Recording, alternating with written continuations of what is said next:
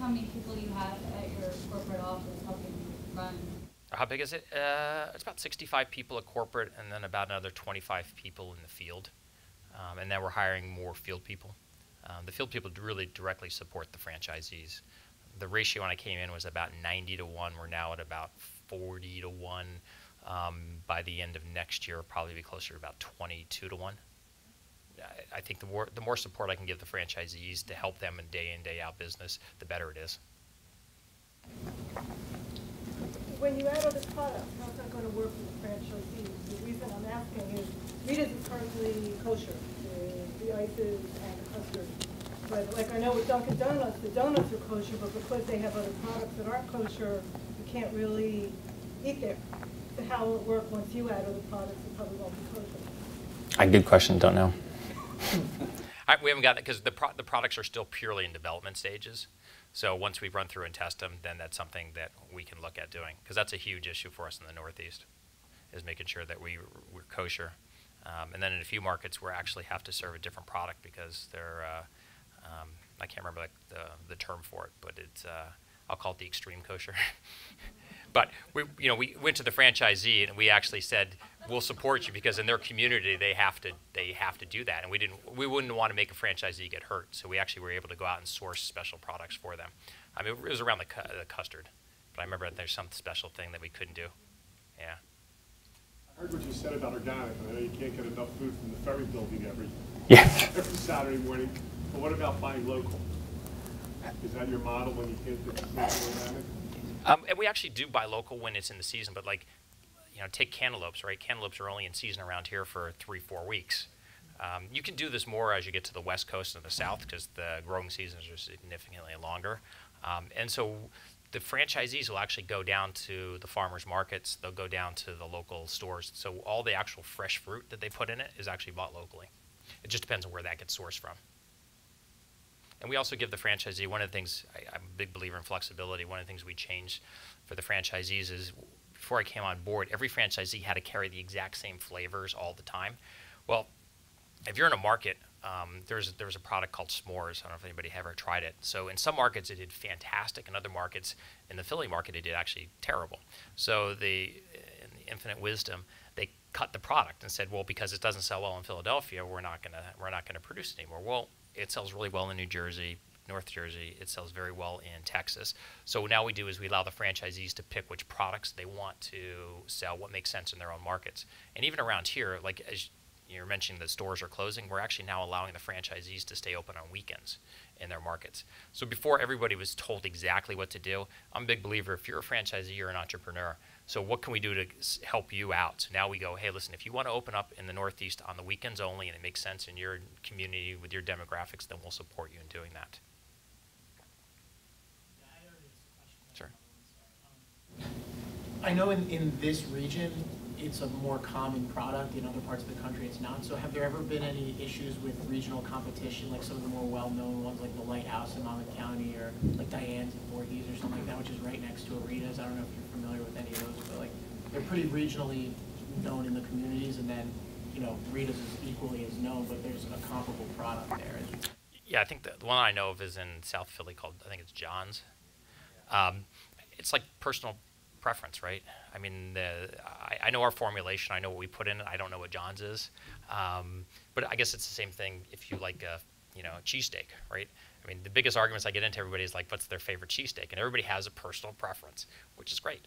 Everybody has their preference. So in a local area, obviously, there's going to be, there could be some local ones in this area that you go, wow, I like John's much better than I like Rita's, or I like Rita's much better than John's. And I think if the products are relatively comparable, you're going to then go to who you like the best. Which owner do you like the best? Which one has the nicest, cashier? Two more questions. Number one, have you gained any weight since you took the job? And then number two, a lot of other people that I talk about, you hear about, whether it be Burger King or other fast foods or just foods in general, are going healthy. I didn't hear anything in your thing that you're talking about how you guys are going healthy for the kids. No, actually, that's a big piece for us. There's only if you look at a lot of the fast food chains and quick service chains, that's something you have to eat every single day, right? And I wouldn't encourage you to go to McDonald's every day with your kids or your families because it's going to kill you. But for us, we are actually moving in that direction.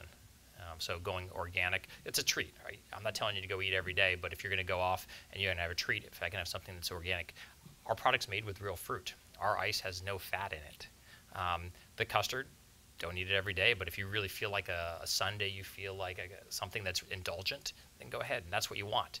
You do want to take the kids or the family, you're like, hey, it's a Saturday afternoon, we just won a baseball game, we just lost a baseball game, whatever reason is, it's a chance to take the family out. And I'll tell you, if you go take the whole family, they're going to remember that a lot more than something else.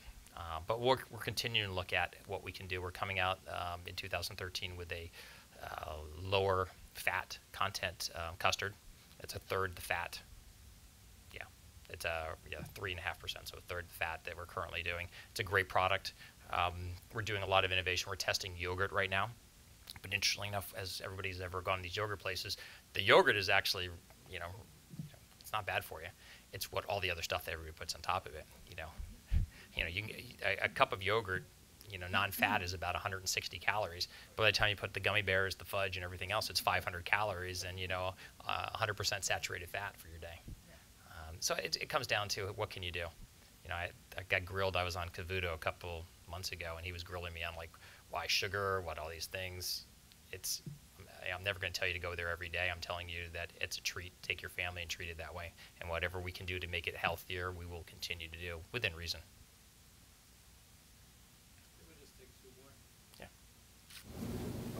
I know you've mentioned the name of your firm, but what was the process like for like the RFP, acquiring Rita's, and how did you be the firm to kind of be named? The actual final one?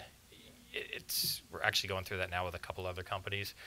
Normally what happens is the company, Rita's wanted to be sold. They were owned by a small little private equity firm out of Pittsburgh.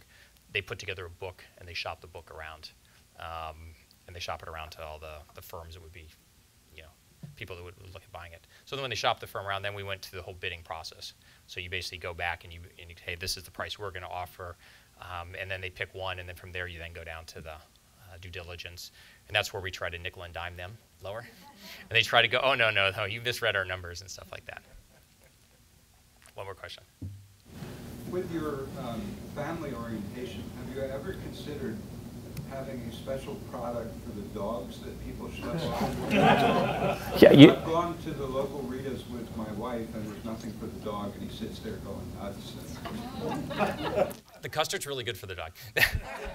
No, actually, we have actually a whole calendar of all these pictures with animals eating the ice and stuff.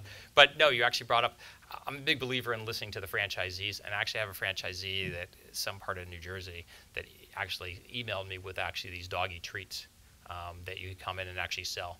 And so I said, great, let's do a trial. Let's run it and see in 5 locations to see how it actually goes. Because I have a dog, and there's nothing better when you go to a place that gives you a little doggy biscuit or has the bowl in front.